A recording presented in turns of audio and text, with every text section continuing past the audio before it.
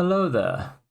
So, Steve Bannon is a Trump sort of advisor, close associate, and he had a very inflammatory interview with some Italian publication here, and it basically touches on a few of the issues that existed between the MAGA base and Elon Musk and some international issues, and I thought it might be interesting to cover. So let's take a look at it.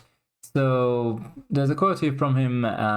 He says, "I made my personal thing to take this guy down," about Elon Musk, which is very interesting. I was not aware until I read this interview about how much enmity there was between Steve Bannon and Elon Musk, apparently, at least by the way that Bannon talks about Musk. So the first question is, what is the situation between the MAGA movement and Elon Musk? And, well, Bannon has this to say. He says, quote, "I will have Elon Musk run out of here by inauguration day. He will not have a blue pass to the White House. He will not have full access to the White House. He will be like any other person. He is a truly evil guy, a very bad guy. I made it my personal thing to take this guy down. Before, because he put money in, I was prepared to tolerate it. I'm not prepared to tolerate it anymore." So like I said, Steve Bannon has very strong opinions on Elon Musk. Personally, I'm not convinced at this point. I'm not saying it's impossible, but I am still going to give Elon Musk the benefit of the doubt for now. I will say it's quite possible that he is not nearly this bad. I know that Alex Jones thinks much of him, and I've so far seen Alex Jones be correct about quite a few things, considering how to put it, loud and showy he tends to be. He definitely has a way of presenting things that makes them seem almost comical, but if you look at the meat and potatoes of it, he's correct about a lot of things. Mostly things that it's unfortunate he's correct about. I'd rather him be wrong about his things, but that's what ends up happening.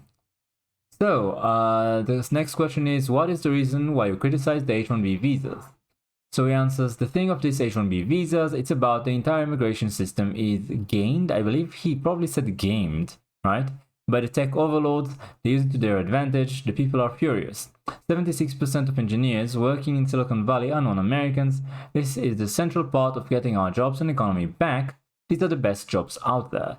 No blacks or Hispanics have any of these jobs or any access to these jobs. So I think that it's a lot more than just this, but yeah, basically people are saying you're either shipping our jobs overseas or bringing in foreigners from weaker economies where the dollar goes much further. They come in, they can work for a decade, and then they can go back home and retire. So for them, working for, let's say, 30% less, even 50% less in some cases I've seen, comparison of H-1B visa workers and Americans with the same job. And essentially, because they can work for so much cheaper, due to the disparity between the two economies, they take the jobs of Americans, and the people in Silicon Valley who hired them are very, very happy to do so. They like to expand these visas because it makes them even more competitive by reducing their costs. On the other hand, it basically destroys American wages and makes the American people poorer in exchange. So it's no surprise people hate those visas, and Elon Musk did say he wanted only the top 0.5%, which is not what's happening right now. If he was honest about it, then I don't think there's much of a conflict between him and the MAGA base, but it's always possible that he didn't quite mean it, and if that is truly the case, then yeah, there's going to be sort of inner fight to see who can get the president's ear about this issue. So the next question is, Bernie Sanders is on the same page on the H-1B visas. He wrote on X that the program replaces good-paying American jobs with a low-wage indentured servants from abroad, and the cheaper the labor they hire, the more money the billionaires make. I believe that those are truthful statements. I am not always on the same page as Bernie Sanders. In fact, I don't hold him in high regard at all. I know that he can be correct on some things. I just don't think that he is, how to put it, a very honest or positive figure. But that's beside the point right now. So the answer is Peter Thiel, David Sachs, Elon Musk are all white South Africans, says Bannon. he should go back to South Africa. Why do we have South Africans, the most racist people on earth, says Bannon? White South Africans, we have them making any comments at all on what goes on in the United States. Bernie, I sure love Bernie. It's kind of late to come to the party on this H-1B visa.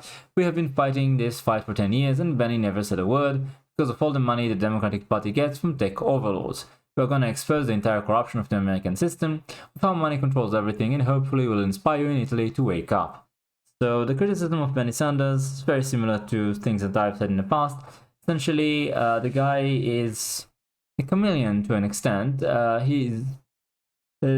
He appears less on the take than some other Democrats who are very openly corrupt, but I still don't feel like he's arguing in good faith or that he is honest about his opinions. I feel that he is quite a corrupt politician himself. Well, that's just me.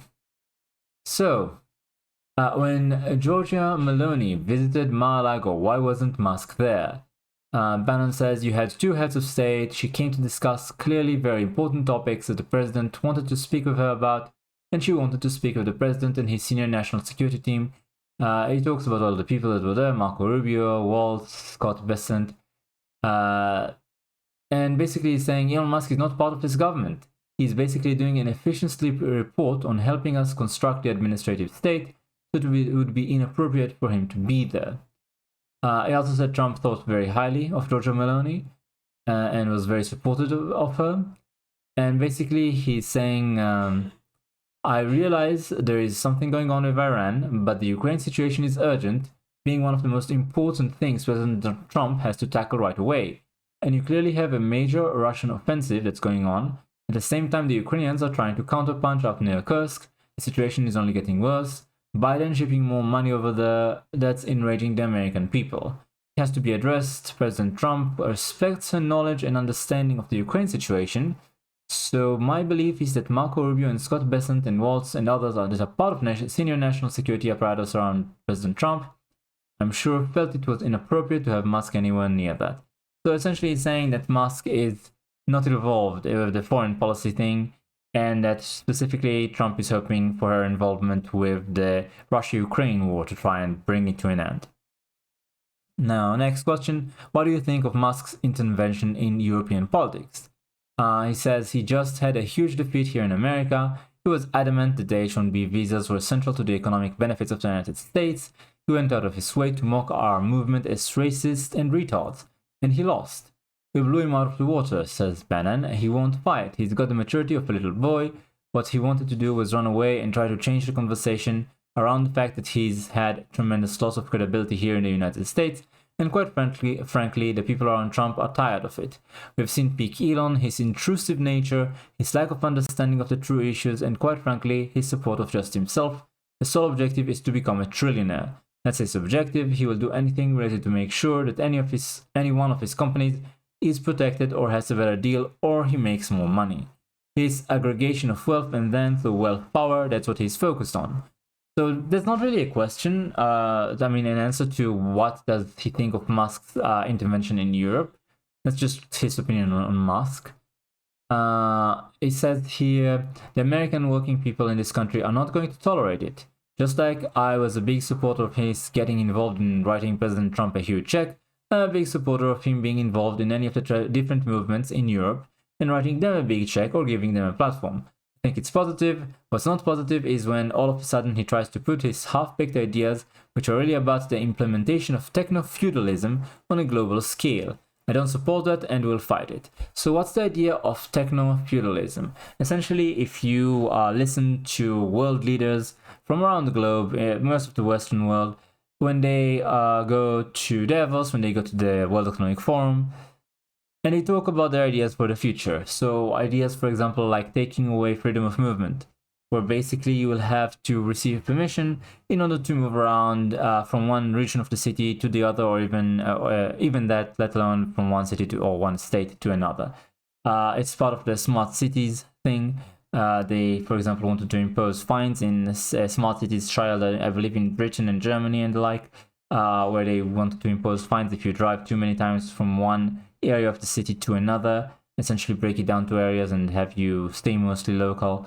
It's things that you're talking about mostly in the context of, well, we gotta do this to protect the environment from climate change, or we gotta do this to control the next pandemic, and so on and so forth.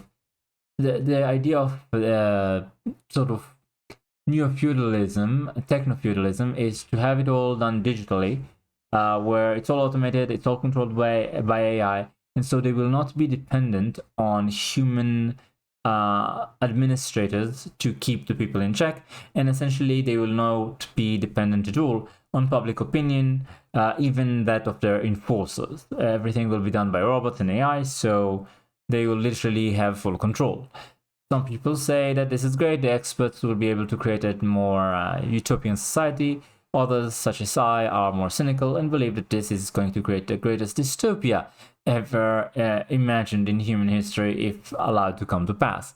Now, the idea that Trump is one of those techno-feudalists, I find it questionable. If you listen to Alex Jones again, he talks about how Musk is trying to destroy this system.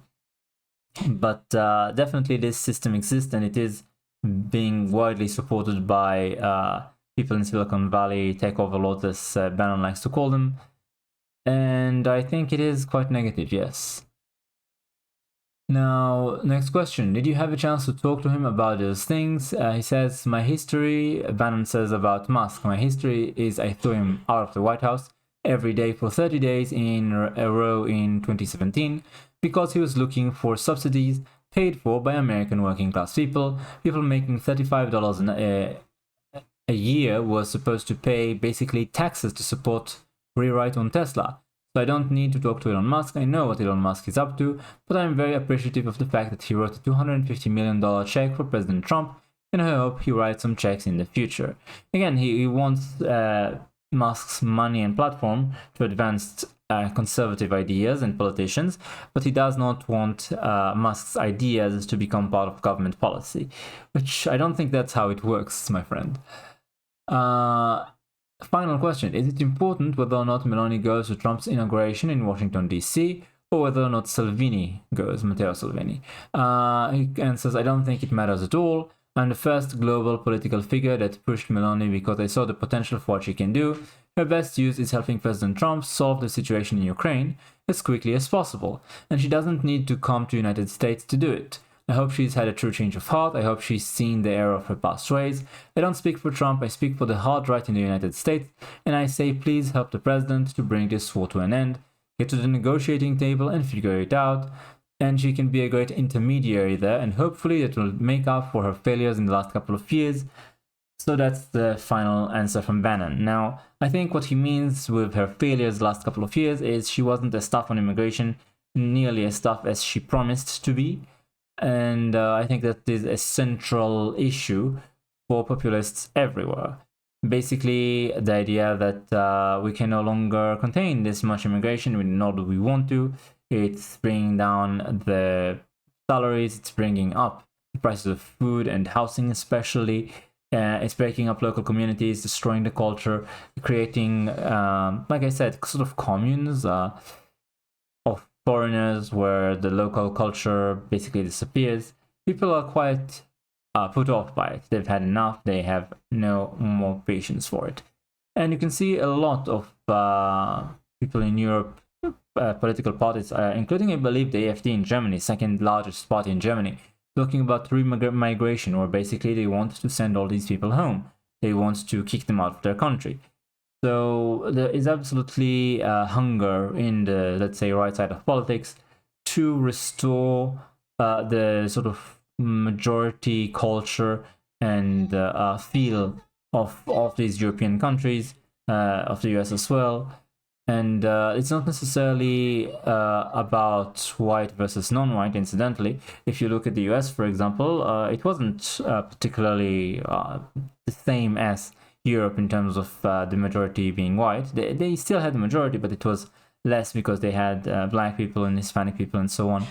But these people were still the how to put it, the result of growing up in the United States, going to school there, being part of the culture. And that's, I think, what people want to sort of safeguard most of all the local community and not allow foreigners to come in and create their own sort of colonies in their countries. I think that and the economy are the two biggest issues that the hard right, as Steve Bannon calls it, is fixated about. And instantly they both come down to immigration to a very large degree. Not solely immigration. If you talk about trying to prevent the destruction of the middle class, the working class, then absolutely stopping the government, mostly the bank actually, the government doesn't even have the power to do it, stopping the bank from printing endless amounts of money and devaluing, debasing the currency is also, I believe, one of the most important things. If only someone could take away the bank's power to print money altogether and return it to the government, I believe any attempt to do so would be very unhealthy for whoever it is, because that's historically what happened. You can look it up yourself in the US. But at the very least, stopping them from printing anymore, at least for the short and medium term, would be a stopgap measure. Regardless, I think the existence of these two factions within the MAGA movement, the sort of more tech-oriented, business-oriented people like Elon Musk, and people who talk more about culture and immigration and the needs of the working class, like Steve Bannon. I think that's a good thing. Just like you have sort of division of power between the different branches of government in order to not allow one branch to dominate and become tyrannical, but they are supposed to work together. So too, I think that different groups in the MAGA coalition should have their say, but no one group should be all powerful in terms of setting the agenda. So there are different interests that could be used to create different positive developments for America and for the world at large. And these interests should absolutely be represented in the MAGA coalition. I don't see it as a bad thing, and I don't think it's a bad thing that they might not always get along either. For now, I don't see it as a true schism yet. If things keep pushing with no one compromising, then it could be that it leads to a breaking point. But like I said, for now I think it's a relatively good sign. I'm very happy to see that unlike the left, we can have arguments without unpersoning people and shoving them out of the movement. That is something that allowed the most radical voices on the left to take over and change the movement in a few short years to something totally unrecognizable to a lot of people. That's how you had RFK Jr. Moving in with Trump politically, and Tulsi Gabbard and many others. So I don't want that to happen to us. I don't want to see people becoming excommunicated from the MAGA movement from the right based on disagreements, unless they are very deep fundamental disagreements that cannot be bridged over. So, what do you think about the Bannon-Musk feud? What do you think about the international agenda that they're trying to set and essentially create some sort of coalition of populists to try and bring an end to the warmongering of the progressive crowd, which is not something that anyone would have predicted or accepted, let's say 10-15 years back, I believe. I'd love to hear your opinion. Thanks for watching. Like, comment, subscribe, and I'll see you next time.